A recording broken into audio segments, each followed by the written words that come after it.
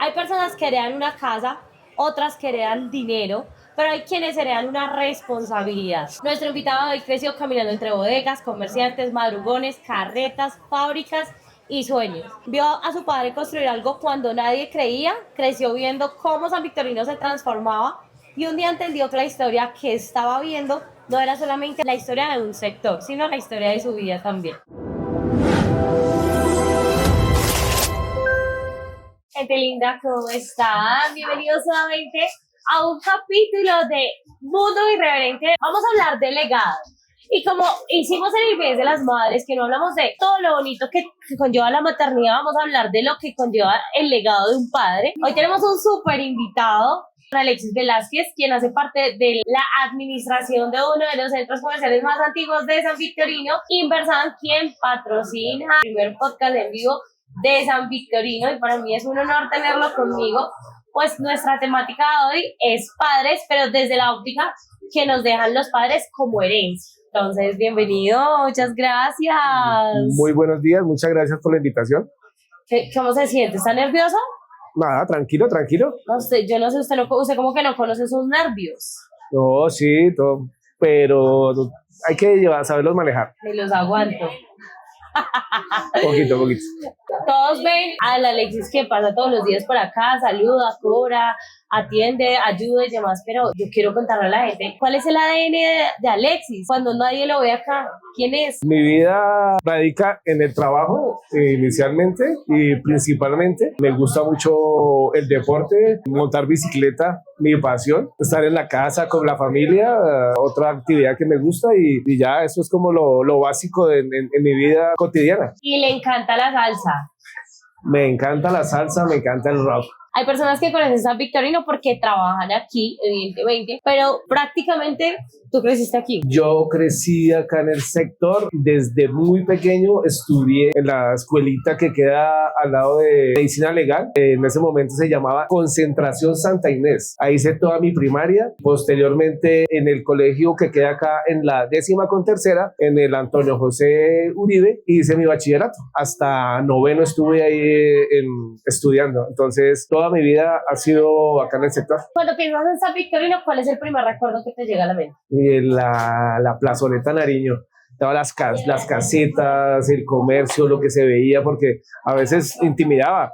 Ya uno se acostumbra a la actividad diaria de aquí del madrugón, pero en ese tiempo sí era muy llamativo, porque era donde se movía todo el comercio. Ahí cuando le decían a uno, vaya al almacén, agáchese, eso era lo que le decían a uno, y ahí era donde uno tenía que llegar a comprar. Hay lugares que se sienten hogar y otros que sabemos que apenas son un espacio de trabajo. ¿Recuerdas cuál fue el momento en donde sentiste que este lugar también era tu casa? Yo creo que desde siempre, y es mi vida. Sin San Victorino, yo creo que mi vida no sería completa. Donde vivo, donde disfruto, donde trabajo, donde hago amigos. ¿En qué barrio creciste? O sea, aquí pues desarrollabas muchas actividades en el entorno, como el estudio y demás, pero el barrio en el que creciste. Yo nací en el barrio Las Lomas. Vivíamos con mi papá y mi mamá, se pagaba arriendo, fue una familia normal con necesidades. Posteriormente a eso nos fuimos a vivir al Diana Turbay. Allá puedo decir que me crié, viví allá desde los 6 años más o menos hasta los 18 más o menos estuvimos allá viviendo, y ya de ahí salimos hacia Suba. O sea, fue un cambio también como un poquito brusco de sector a sector, pero eso fue como donde viví, crecí con mi papá y con mi mamá. Estamos hablando de que son sectores que son un poco complicados a nivel social, ¿no? Y adicional a eso, que San Victorino también es un sector que es complicado. Si uno no sabe manejar y si uno no tiene como muy claro qué uno quiere en la vida, o bien sea en donde uno vive, o bien sea en donde uno trabaja, o usted trabaja en el lugar, o el lugar viene y lo trabaja usted y se lo lleva por delante. Yo creo que influye demasiado la crianza de la familia. Mi papá y mi mamá, eso es lo más importante, porque amigos, cualquier cantidad, con vicios, mañas, lo que fuera, y nunca afortunadamente me incliné por ninguna de esas cosas, y aquí estamos.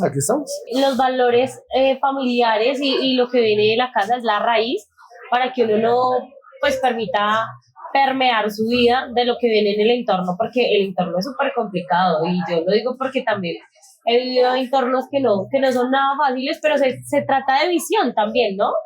Y eso viene mucho del legado. Porque cuando uno tiene personas muy propositivas en el espacio y en el escenario de uno, muy seguramente uno se permea como de todo esto, ¿no? Digo yo. Sí, porque esos son como las enseñanzas. Siempre mis papás fueron muy trabajadores, mi mamá trabajó siempre, recuerdo tanto que ella, embarazada de mi hermano menor, le dieron los dolores de parto trabajando. Teníamos un almacén de eléctricos acá en la calle 14 y le dieron los dolores de parto y siempre estuvo trabajando. Desde ahí se llevó a la clínica. Mi papá era también otra persona que, a pesar de sus enfermedades que tuvo desde joven, porque él le dio un primer ACV, un accidente cerebrovascular a los 50 años, y él trabajó y no se cansaba de trabajar. ¿Qué personajes consideras que marcaron tu infancia? Es mi mamá.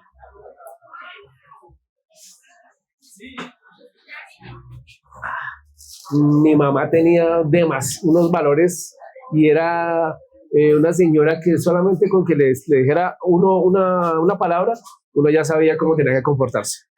Sencillo. Y de ahí uno aprende. Si pudieras caminar nuevamente por el sector de San Victorino, 15 años atrás, ¿qué es lo primero que buscarías? Yo creo que volver a la escuelita donde estudié, pero como estaba, porque ahorita ya no se pueden ingresar, nada, no se puede hacer nada. Yo paso por ahí, me da nostalgia, porque es algo muy bonito.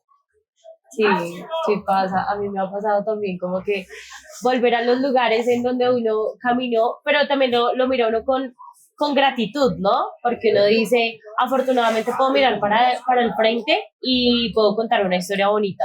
Y gracias a esto que viví, a estas raíces, hoy en día puedo decir que somos lo que somos, ¿no?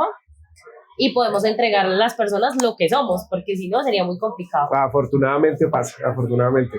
Ahora vamos a hablar de la herencia. Duro. Todas las personas hablan de herencia y todo el mundo piensa en dinero. Porque eso es lo que la gente dice. No, pocas veces tenemos que hablar de el peso que existe detrás de continuar una historia y vamos a hablar un poco de tu papá.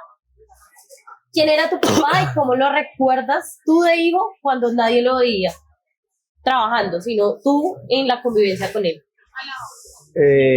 Mi papá se llamaba Israel Velázquez, trabajador toda la vida, siempre responsable con su hogar. ¿Cómo lo veía? Lo veía siempre como un ejemplo, porque él era muy dado a las personas, a ayudar, y siempre me identifiqué con él y me sigo identificando con lo que hizo y con lo que yo continúo haciendo. Y que era una persona que no se amilanaba ante nada, podía tener situaciones duras, críticas, pero siempre salía adelante de alguna forma. ¿Tú crees que esa admiración que sientes hoy hacia él, la hacías consciente él estando o hoy la haces más consciente ya que no está? Ya que no está, es más fuerte, porque muchas veces uno como que no le da el valor a la persona cuando está, y ya cuando falta, entonces a veces dice, pucha, me la embarré, no hice esto, no hice lo otro, porque no me incliné más por situaciones vividas con él. Y sí, a veces hace falta eso. ¿Cuándo entendiste que él estaba construyendo algo más grande que un negocio? No, ya cuando pues yo lo veía, era pues claro, él con su actividad normal, pero ya cuando él ya se enferma en un momento y ya me dice él, tiene que venir a ayudarme, tiene que estar acá pendiente. Ahí yo entendí que esto había que darle otra dimensión. No era solamente una actividad comercial y venga, trabajemos y hagamos, no. porque yo lo tengo consciente que de nosotros dependen muchas personas. O sea, no es solamente mi vida, es el trabajo de acá somos 300 expositores, más de 300 expositores, y hay una responsabilidad que hay que cumplirla y hay que llevarla. Entonces, ahí cuando ya sea persona uno y cuando ya está uno presente, es cuando uno se da cuenta la responsabilidad que tiene. ¿Estudiaste algo en la universidad? Estudié, pero no aproveché. Fue un gran error que tuve, porque sí estudié ingeniería de sistemas, pero por estar aquí trabajando, me dediqué a esto y no me dediqué a estudiar y me arrepiento. Pero pues no, yo creo que de una u otra manera fueron pinceladas que también se saben aprovechar el día de hoy. Hay algo que de pronto él no contó en su ADN y es que es una persona que apuesta mucho. Cuando cree en algo, va, mira, analiza, busca lo que no sabe, lo averigua, busca personas, tiene muy buenas relaciones públicas para poder escudriñar. Entonces, yo soy muy partidaria de la educación, pero también siento que este escenario, que es la calle, nos da una cosa increíble. Sí, claro, esa es la mejor experiencia, claro, exacto. La educación sirve y eso es vital. Estudiar y aprender y todos los días capacitarse es primordial. Pero la experiencia de la calle y de estar uno metido con la gente y de tratar a la gente, de conectarse con ellos, de saber sus pequeños problemas que uno de pronto pueda colaborarles. Eso es muy importante y ahí uno aprende más. Es verdad. Bueno, retomando como un poco de lo que hablábamos y con relación a la responsabilidad que dices, como mi papá se enferma, me dice ya, creo que va a tener que venir a ayudarme y todo este tema. Si tuvieras que resumir la vida de tu papá en una sola enseñanza, ¿cuál sería? Un trabajo y dedicación, sí, dedicación a lo que hacía. Y eso era como lo más bonito del hombre. ¿Crees que hay algo que nunca alcanzaste a decirme? Sí, claro, no sé, de pronto uno por la forma que se crió, de pronto uno no era, o yo no soy tan expresivo en ese tema con mi papá y con mi mamá. Y sí hicieron mucha falta decirle muchas cosas que de pronto un te quiero, un abrazo, a veces uno es muy parco en eso y sí hizo falta. A veces esas cosas pesan, ¿no? Como no saber aprovechar esos espacios y esos escenarios. Y yo creo que más que hoy, tal vez las personas nos están acompañando en vivo y es como hacer un llamado, ¿no? Hacemos un video como vale la pena celebrar el Día del Padre y digamos que acá hay un buen alcance, pero en general, digamos que a nivel de estrategia, uno hace un análisis y sí, la mamá tiene un significado muy fuerte en la vida de todos los seres humanos, pero a veces pasamos por alto la importancia que tiene el padre. Exacto, sí. Entonces sí. se generaliza, no, es que tiene, y no hay muerto malo. Ajá, sí, No hay muerto malo. Nunca. Pero no aprovechamos el tiempo de tener, cuando tenemos a las personas con nosotros, de decirle como, venga, así sea, tomarnos un tinto, venga, a veces como que esos son temas del lenguaje del amor, que sí sería como chévere. Eso es, ahí es como esa siempre la frase cliché, aproveche, ¿no? Si lo tiene vivo, no lo deje pasar. Suena como cliché, pero es cierto. Cuando uno le falta, ahí donde uno dice, mucho, ¿por qué no hice? ¿Por qué no aproveché? ¿Por qué no le dije? Ahí sí, ese es el momento. Entonces, suena frase de cajón y cliché, pero hay que hacerlo. Hay que aprovechar a sus papás, a su mamá y a su papá siempre. Dígalos, respételos, quiéralos, abrácelos, valórelos. Es verdad, mi papá se perdió de una buena hija. Le decía yo ayer a Santiago, es que yo no sé, yo quisiera, y yo lo digo desde el amor, no desde la lástima. A mí me hubiese encantado porque yo soy una mujer de querer. no me gusta que me consientan tanto a mi mamá, pero yo soy muy de querer a mi mamá.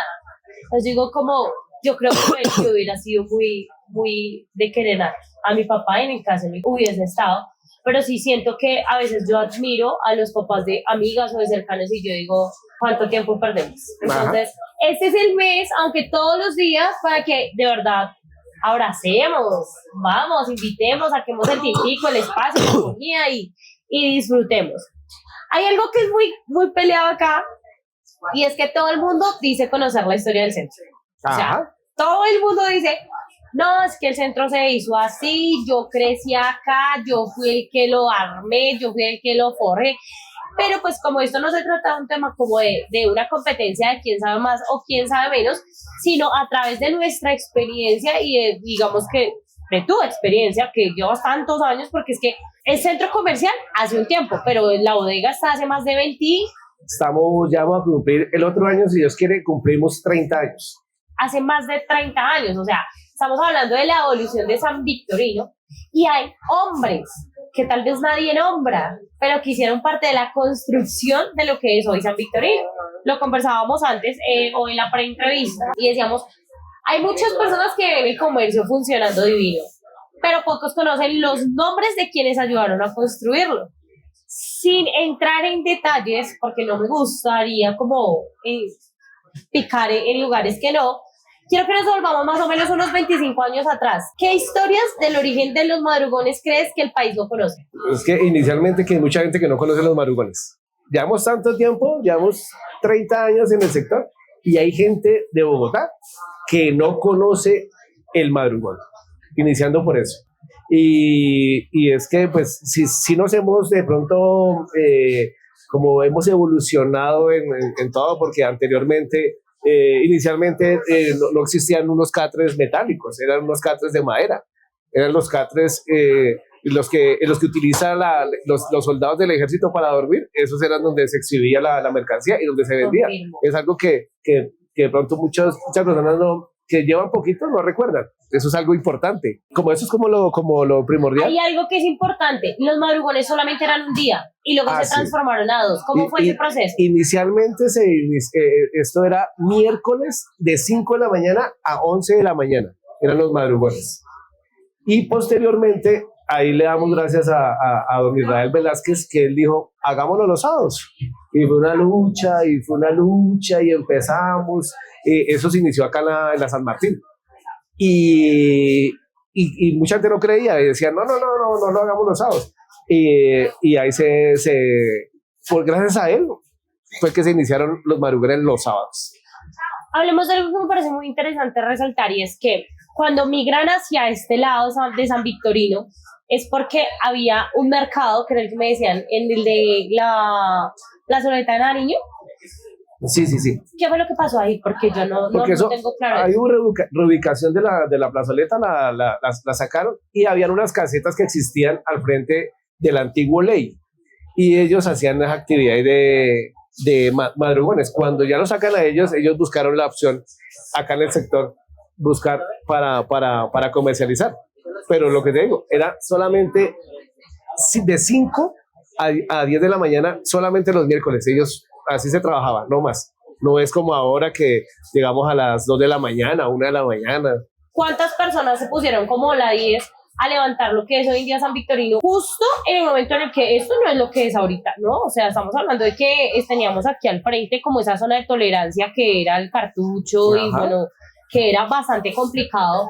Y entrar a este mercado era un tema como más allá de cualquier cosa de seguridad, de uno decir como, pues pucha, vamos a madrugar, vamos a arriesgarnos algo, porque igual me imagino que igual tendrían que haber barreras invisibles, tendrían que haber un sinfín de cosas. Sí, claro, nosotros tuvimos que aprender a convivir con el cartucho inicialmente. Tuvimos que a la par de convivir, muchas veces teníamos que contar con ellos para seguridad de la gente, pues porque decía, teníamos policía, pero no daba abasto y teníamos que contar con ellos. Entonces, fue una apuesta pues complicada porque el sector, por estar tan cerca del cartucho, pues era difícil. Pero la gente así, había demasiado movimiento, había un movimiento grandísimo, las ventas eran importantísimas en ese tiempo. ¿Qué tenían en común esas personas que se unieron al sueño de Don Israel para levantar lo que es? Bueno, inicialmente fueron pues unas personas a solicitar como el espacio para trabajar. Ellos se ubicaron precisamente al frente de Inversan. Había un parqueadero con un señor que se llama todavía existe, Osvaldo Corso. Con ellos empezaron a trabajar. Posteriormente llegaron a la San Martín, que era un parqueadero, y ahí también se les brindó como el espacio para que ellos también empezaran a trabajar.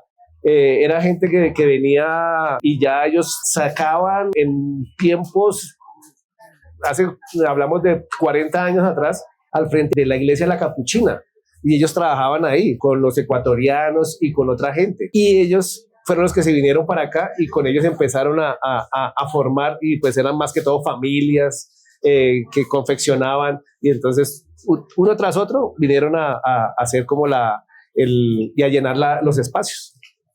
Pero no todo fue tan así, ¿no? Porque eso suena como no tan fácil, pero tampoco tan difícil. Habían momentos también en el que habían temas con la autoridad, porque tampoco querían dejar que esto se convirtiera en el madrugón. Cuéntanos un poco de eso. Exacto, sí, también hubo una lucha dura inicialmente porque la alcaldía no quería permitir como el uso del suelo para madrugones. Entonces hubo una lucha siempre dura. Afortunadamente, pues hay varios líderes de las bodegas se unieron y se sacó adelante. Porque ahí sí es importante resaltar esto para llegar a la pregunta final de esta partecita, y es decir, como, ¿tú crees que el éxito actual de lo que es San Victorino está construido a base de dinero o de terquedad? De terquedad. Uno tiene que ser muy terco para meterse acá al sector. Pues acá sí se ve el movimiento del trabajo y el dinero, pero ahí siempre hay que convivir con muchas cosas y hay que ser terco en eso. Ya saben, aprendan a ser tercos. Este mundo es para la gente terca. Sí, hay que insistir y persistir.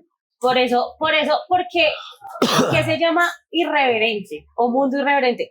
Por terquedad, porque no me gusta contar las historias como tal cual y como tan bonito, sino como desde otro lado. Y si hay que llorar, lloramos, y si hay que reír, reímos, pero hablemos desde la verdad y confrontemos como las situaciones.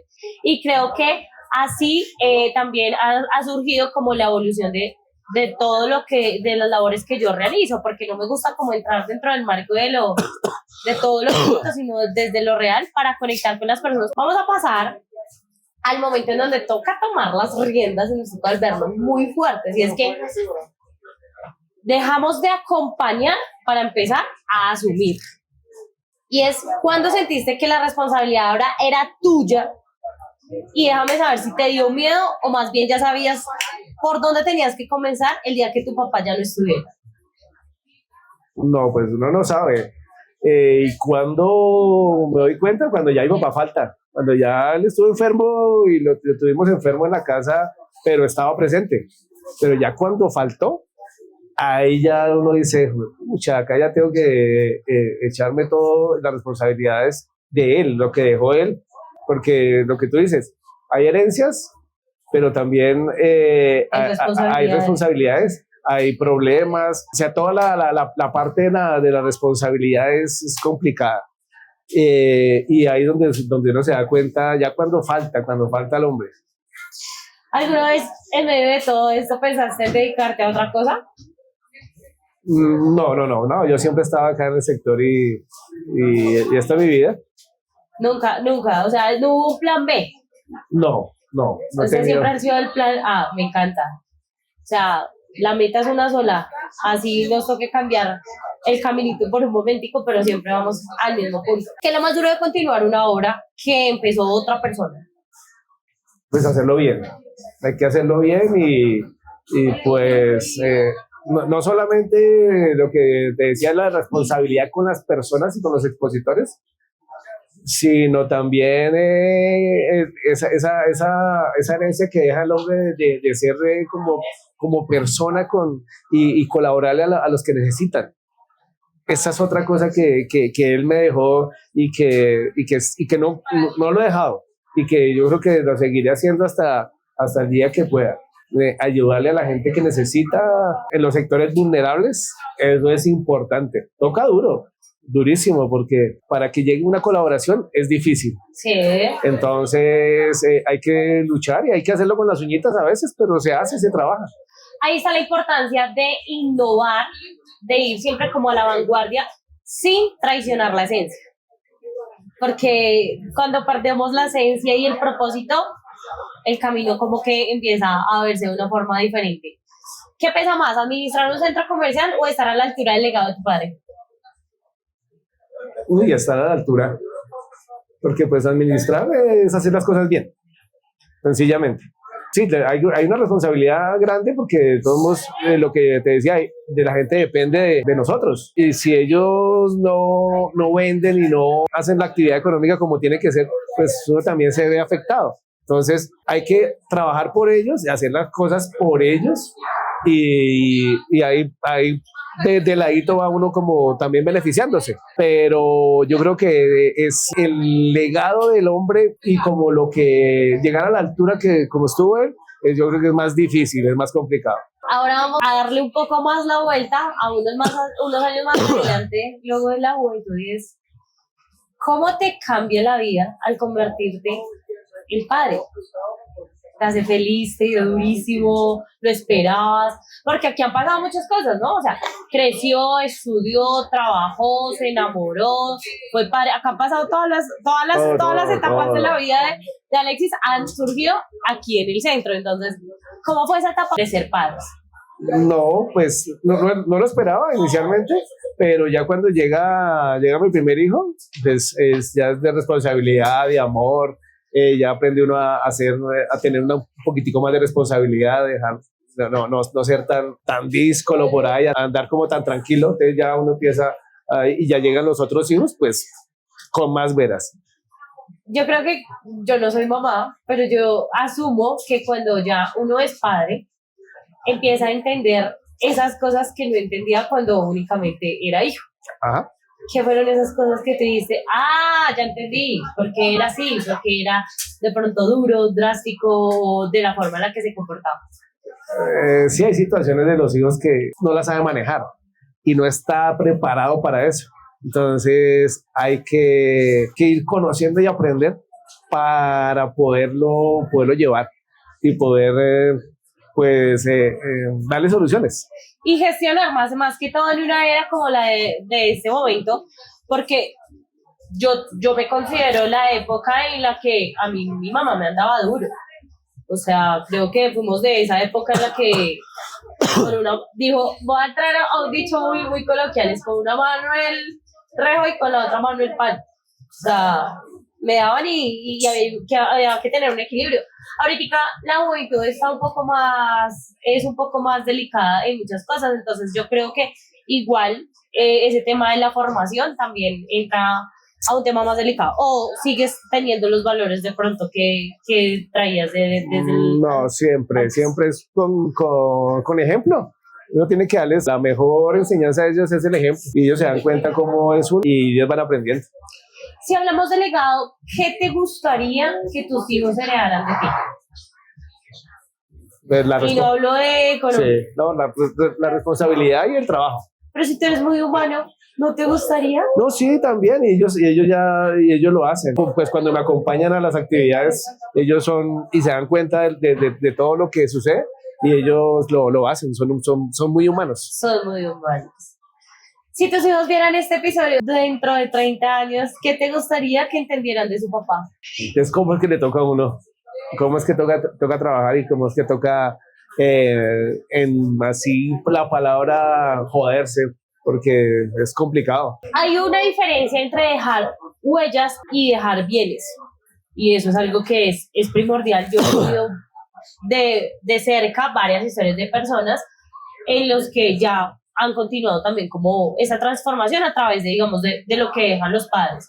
Después de tantos años aquí, ¿qué significa realmente para ti el éxito? El éxito es que no lo voy a hablar personal, pero sí lo voy a hablar del centro comercial. Es que figure, que la gente que lo reconozca, que la gente que le agrade llegar al sitio, que vengan con tranquilidad.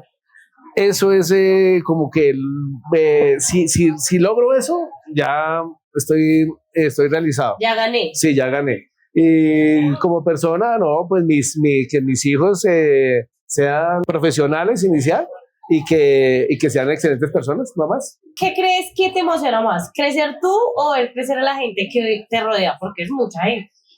Me encanta ver crecer a la gente. Es lo que te hace feliz. Que digan que pude hacer, que logré esto, que voy a armar algo. Bueno, hay infinidad de historias acá y todas son muy bonitas. Eso es lo que más me gusta, que la gente progrese y que le vaya bien, que surjan más que uno. ¿Hay alguna historia de un comerciante, así no quieras decirnos el nombre, que te haya marcado y que te genere a ti como de verdad eso lindo y que nunca hayas olvidado? De muchas, porque no, eso hay hemos hablado muchas, pero una que te digas, esto me ha gustado. No, específicamente no, porque la mayoría ha iniciado con las uñitas y muchas personas o muchos de nuestros expositores están súper bien. Otros les ha tocado más duro y van bien, pero todos de alguna forma han surgido y han evolucionado. Y hay infinidad de historias, pero particularmente no, o sea, hay muy buena enseñanza. Sí, porque acá hay personas que iniciaron hace muchísimos años y uno ha visto la transformación y la evolución de cada una de estas personas. Entonces dice uno como han crecido económicamente, han evolucionado como familia, afortunadamente y gracias como que a la abundancia tienen una calidad de vida diferente que le pueden de pronto entregar a sus hijos algo como muy ganador para el futuro. Entonces yo creo que ahí entra como la ganancia de todo, pero yo quiero saber algo importante y es ¿por qué una persona que tiene semejante responsabilidad como la de administrar, seguir un legado y tener tanta responsabilidad le sigue apasionando madrugar como nadie y le encanta estar allá arriba en donde la gente no sabe que está en una bodega en donde despachan las lonas de muchos de los comerciantes de acá en el centro de Bogotá? Y eso es pasión. Esa es pasión, esa es mi vida. Trasnochar, porque eso no es ni siquiera madrugar, es trasnochar. Levantarse a las 10:30 de la noche para estar acá a las 11:30, estar al frente allá de la bodega, con los muchachos con los que cargan, esa relación que tengo con ellos, cómo me cuidan, que también les vaya bien. Eso todavía.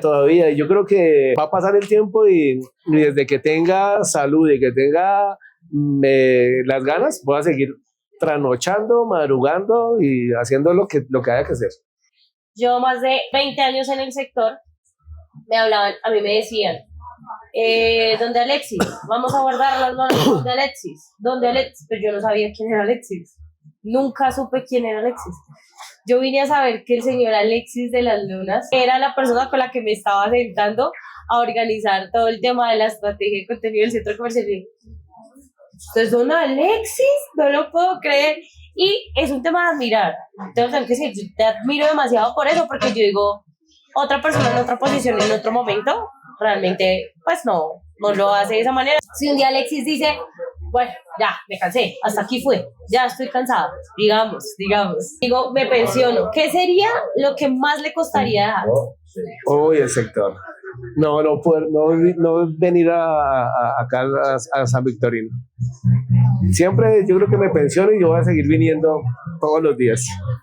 Entre estas tres, gratitud, orgullo y responsabilidad, cuando miras todo lo que construyó tu padre y todo lo que continúas hoy, ¿qué sientes? Responsabilidad. Hay siempre una responsabilidad. Si tu padre estuviera ahí sentado frente a ti y viendo todo lo que has hecho, ¿qué crees que te diría?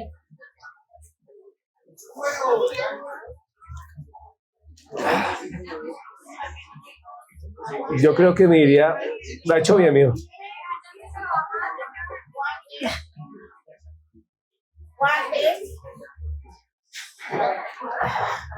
Confirmado. Ay, no, si es que se lo lograron muy mal. Muchas gracias. Fue un Esas placer. eran las lágrimas del cierre. Yo creo que don Alexis merece un aplauso de todos los de la bodega y los que estuvieron pendientes, así que felicidades, padre, y muchísimas gracias por esta labor. Bueno, ahí seguimos trabajando, ahí seguimos trabajando.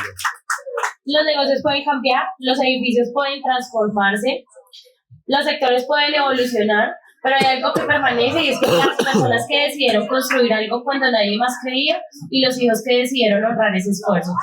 Porque un legado no se recibe, un legado continúa. Esto es un legado irreverente. Muchísimas gracias por acompañarnos.